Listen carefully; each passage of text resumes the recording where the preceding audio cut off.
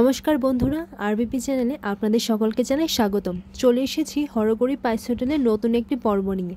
আজকের পর্বে শুরুতেই আপনারা দেখতে পাবেন গৌরীর খুবই খিদে পায়। গৌরী বলে, এখন কি করব? এরপর ঘরে থাকা জল সে খেয়ে নেয়। এর পরের মুহূর্তে দেখা যায় রুদ্র গৌরীকে কিছু একটা ভাবতে দেখছে।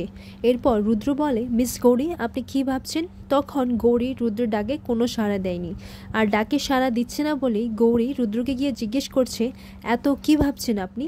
তখন গৌরী বলে, স্যার, আসলে ভবিষ্যতের কথা ভাবছি। তখন রুদ্র বলে, নিশ্চয়ই মাধব কাকার কথা ভাবছেন, মানে আপনার বাবার কথা।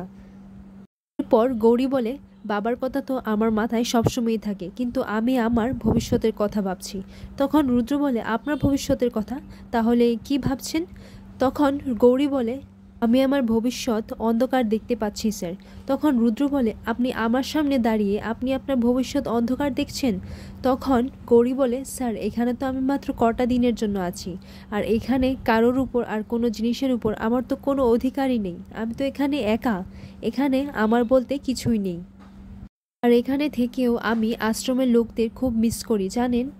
এখানে আছি ঠিকই, কিন্তু ওদের কথা আমার খুব মনে পড়ে। ওরা কি করছে, কি খাচ্ছে, কুসুমদের কথা, আর এইসব ভেবেই না আমার এখানে ভালো লাগে না। এরপর রুদ্র গৌরীকে বলে, আপনি ভেবে কি কিছু বদলাতে পারবেন? আর কি আরেকটা চোখ আছে যে আপনি ভবিষ্যৎটাও দেখতে পারবেন? দেখুন, যেটা জানেন না সেটা নিয়ে আপনি ভাববেন না, আর বর্তমানটাকেই বাঁচুন না। এখানে কি হবে সেটা আমাদের হাতে আছে, তাই এটা নিয়ে ভাবাটাই উচিত। ফিউচারে কি হবে কি হবে না সেটা নিয়ে এত ভাবাটা উচিত নয়। অন্যদিকে দেখা যায় মহেশ্বরী দেবী তার নাতিকে মানে পিয়াকে, যে ধীর সেজে বসে আছে, তাকে মহেশ্বরী দেবী নিজের হাতে ভাত বেড়ে খাওয়াচ্ছে। তখন মহেশ্বরীকে বলে, পিয়া, তুমি এটা কি দিচ্ছ আমায় মহেশমতি? আমি তো এসব খাই না। এটা বলতেই মহেশ্বরী দেবী পিয়ার দিকে তাকিয়ে থাকে। তখন পিয়া বলে, বুড়ি আমার দিকে এরকমভাবে কেন তাকিয়ে আছে? আমি কিছু ভুল বলেছি নাকি? তখন মহেশ্বরী দেবী বলে, ছোটবেলা তো তুই এই আলু মাখা আর উচ্ছে মাখা দিয়ে পেট ভরে তুই এক থাল ভাত খেয়ে নিতিস। পর পিয়া বলে, আসলে মহেশমতি, আশ্রমে তো এইসব খাইনি বলো, তাই হয়তো ভুলে গেছি। তখন মহেশ্বরী দেবী বলে, আচ্ছা ঠিক আছে, আমি তোকে নিজের হাতে খাইয়ে দিচ্ছি, তোর ছোটবেলার কথাও মনে পড়ে যাবে। এরপর মহেশ্বরী দেবী পিয়াকে নিজের হাতে ভাতখানা মাখিয়ে খাইয়ে দেয়। তখন মহেশ্বরী দেবী বলে, কিরে, মাখাটা কেমন হয়েছে? তখন পিয়া মনে মনে বলে, এইসব এত তেতো খাবার কেউ খায় নাকি? কি করে যে ও খেত? তখন পিয়া আর কি করবে, ওর তো খেতেই হবে। ও মহেশ্বরীকে বলে, খুব ভালো হয়েছে, খুব ভালো হয়েছে। পর পিয়া মনে মনে বলে, দেখো, মুখের মধ্যে আরো দিয়ে চলেছে। ওদিকে দেখা যায় ঠাম্মি আর রুষা একটা প্ল্যান করেছিল, আর সেই প্ল্যান অনুযায়ী ঠাম্মি আর রুষা কাজটা করছে। ঠাম্মি রুষাকে বলেছিল, এই প্ল্যানটা সাকসেস করতে আমার কিন্তু তোর হেল্প লাগবে। পর রুষা বলে, বলো না ঠাম্মি, আমাকে কি করতে হবে? পর ঠাম্মি রুষাকে ওনার প্ল্যানটা জানায়। এটা শুনে রুষা বলে, উফ ঠাম্মি, তুমি কি দারুণ প্ল্যান করেছো। এরপর দেখা যায় ঠাম্মি রান্নাঘরে দুধ গরম করছে, আর এরপর রুষা এসে বলে, এই নাও ঠাম্মি। রুষা ঠাম্মিকে একটা শিশি দেয়। পর ঠাম্মি রুষাকে বলে, ঠিকঠাক দেখিয়ে এনেছিস তো? এরপর রুষা বলে, হ্যাঁ ঠাম্মি, একদম ঠিকঠাক। এমন সময় রুদ্রের মা সেখানে এসে পড়ে এবং এসে ঠাম্মিকে বলে, আচ্ছা মা, আপনি কেন শুধু শুধু দুধটা গরম করতে গেলেন? আপনি আমাকেই বলতে পারতেন, আমিই করে দিতাম। এরপর ঠাম্মি বলে, আমি এই দুধটা আমার জন্য গরম করছি না, এই দুধটা ওই মেয়েটির জন্য গরম করছি। এটা শুনে রুদ্রের মা খুব খুশি হয় এবং ঠাম্মিকে বলে, তার মানে আপনি গৌরীকে মেনে নিয়েছেন? তখন ঠাম্মি বলে, কখনোই না, আমি ওই মেয়েটিকে কখনোই মেনে নেব না, আর আমি যা যা বলেছি সব সত্যি বলেছি। এই মেয়েটি এইবারই ক্ষতি করতে চায়, আর আমি সেটা কিছুতেই হতে দেব না। মেয়েটি ইচ্ছে করে সারাদিন কিচ্ছু খায়নি। কেউ অভুক্ত থাকলে গৃহস্থে অকল্যাণ হবে, আর যেটা আমি চাই না। রায়চৌধুরী বাড়িতে যদি শত্রুও আসে, তাকে আমরা অভুক্ত করে পাঠাই না। তার জন্যই আমি দুধটা গরম করছি, যাও ওই মেয়েটিকে ডেকে আনো। এরপর রুদ্রের মা বলে, আপনি যতই বলুন মা, আপনার মনের মধ্যেও গৌরীর জন্য মায়া পড়েছে। পর দেখা যায় গৌরী রুদ্রকে বলে, স্যার, আমার বাবাও আপনার মতোই বলতো, যেই মুহূর্তে আছি সেই মুহূর্তটাকে উপভোগ করা উচিত, আর যেই মুহূর্তটা চলে যায় সেটা আর কখনোই ফিরে আসে না। পর রুদ্র বলে, এক্স্যাক্টলি, আমিও ঠিক এটাই বলতে চাইছিলাম, কিন্তু বাংলাটা ঠিক পারি না তো, তার জন্য একটু বোঝাতে অসুবিধে হচ্ছিল। পর গৌরী বলে, কিন্তু ভবিষ্যতের কথা তো ভাবতেই হবে স্যার। বাবা যদি জানতে পারে যে আমাদের বিয়েটা শর্ত করে হয়েছে, তাহলে কি হবে স্যার? আর এমন সময় কে একজন এসে দরজার মধ্যে নক করছিল। তখন রুদ্র গৌরীর মুখে চেপে ধরে। এরপর রুদ্র বলে, আমি আপনাকে কতবার বারণ করেছি যে এই শর্ত করে বিয়ের কথাটা বলবেন না, তাও আপনি বারবার এই একই কথা বলে যান। কেউ যদি শুনে ফেলে তখন কি হবে? পর রুদ্র বলে, নিন এবার বিছানাটা ধরুন। এটিতে যে গৌরীর বিছানাটা করা ছিল সেটা রুদ্র আর গৌরী মিলে কোথাও একটা লুকিয়ে দেয়। এরপর গিয়ে দরজাটা খোলে। এরপর দরজাটা খোলার পর দেখা যায় যে রুদ্রর মা মানে কল্পনা কাকি এসছে। রুদ্রর মা বলে, কিরে আমি তোদের ডিস্টার্ব করিনি তো? পর গৌরী বলে, না মা। তখন রুদ্র বলে, আচ্ছা তুমি এখানে কি হয়েছে বলো, কিছু বলবে? তখন রুদ্রর মা বলে, হ্যাঁ দুধ খাবার জন্য ডেকেছিলাম। তখন রুদ্র বলে, উফ মা তোমাদের এই রিচুয়ালস আর বন্ধ করো, এই রোজ রোজ দুধ খাওয়াটা আমার আর ভালো লাগে না। এরপর রুদ্র মা বলে, তোর জন্য না গৌরীর জন্য।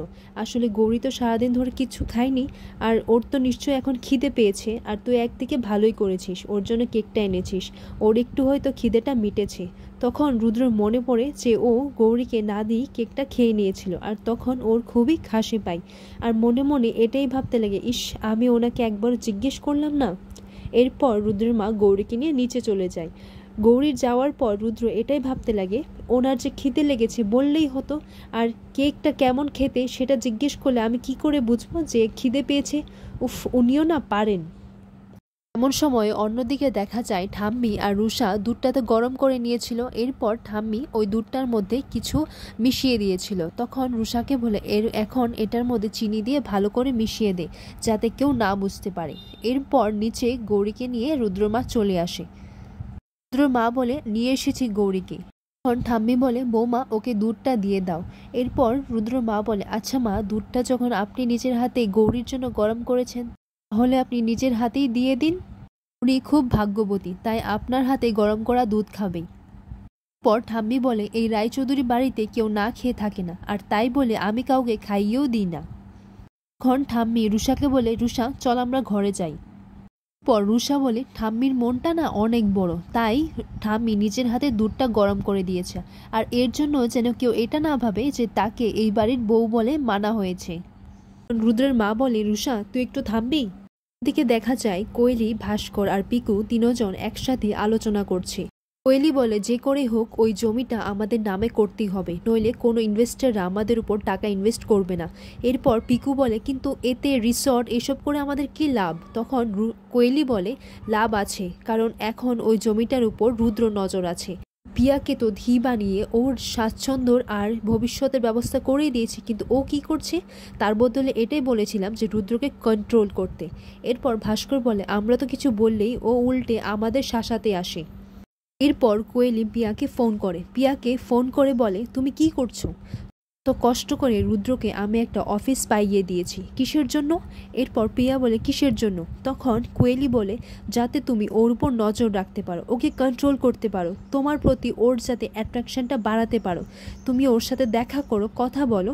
এরপর পিয়া বলে, আমি তো ওর সাথে দেখা করতে চাইছি, কিন্তু ওই তো চাইছে না। কোয়েলি বলে, আমি তোমার প্রেমের কাহিনী শুনতে চাই না। রুদ্রর ওই জমিটার উপর নজর আছে, আর তুমি রুদ্রের নজরটা ডিস্ট্র্যাক্ট করো, আর যেটা বললাম সেটা তুমি মাথায় রেখো, ওই জমিটা আমার যে করেই হোক চাই। এই মুহূর্তে দেখা যায় রুদ্রর মা গৌরীকে বলে, দেখিস একদিন সব ঠিক হয়ে যাবে, আজকে তোর জন্য দুধটা গরম করে দিয়েছে, কালকে দেখবি তোকে মেনেও নেবে।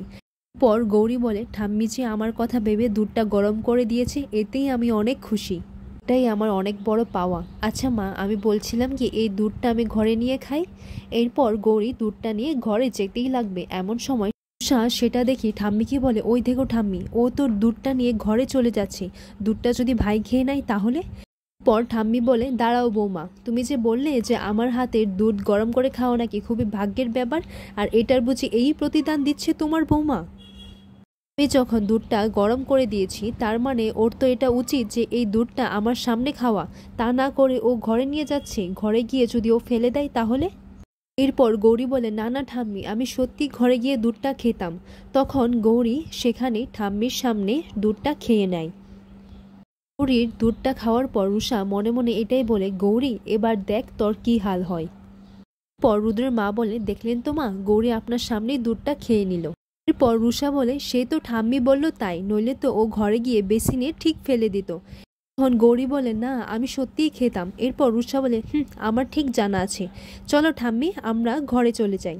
এরপর রুদ্রের মা বলে, তুই রুষার কথা কিছু মনে করিস না গৌরী, দেখিস মা তোকে একদিন ঠিক মেনে নেবে। পর রুদ্রর মা বলে, আরে তোর তো অনেক ঘুম পাচ্ছে, যা তুই গিয়ে এবার শুয়ে পড়। আর রুদ্রর মা বলে, এবার ঠিক নিশ্চয়ই মা গৌরীকে ভালোবাসতে শুরু করেছে। এরপর গৌরী ঘরে গিয়ে রুদ্রকে বলে, হ্যাঁ মা বলছিল যে ঠাম্মি নাকি আমাদের বিয়েটা মেনে নেবে। পর রুদ্র বলে, গুড। এরপর গৌরী বলে, আজকে ঠাম্মি আমার জন্য নিজের হাতে দুধ গরম করেছে। কিন্তু কিন্তু গৌরীর এরকম বারবার কিন্তু কিন্তু করায় রুদ্র বলে, কি বারবার কিন্তু কিন্তু করছেন, আপনার কি হয়েছে, আপনার হঠাৎ করে এত ঘুম পাচ্ছে কেন? এরপর গৌরী লাইটটা অফ করতে যাবে এমন সময় রুদ্রর উপর পড়ে যায়। রুদ্র এটাই ভাবতে লাগে যে হঠাৎ করে এত ঘুম পেল কি করে। এরপর কিছু না ভেবে রুদ্র গৌরীকে তার বিছানায় শুইয়ে দেয়।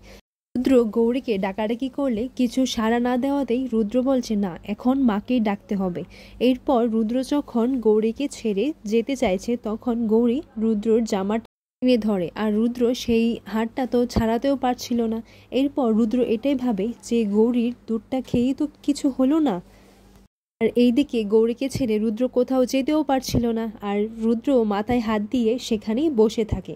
আর এভাবেই আজকের পর্বটি শেষ হয়।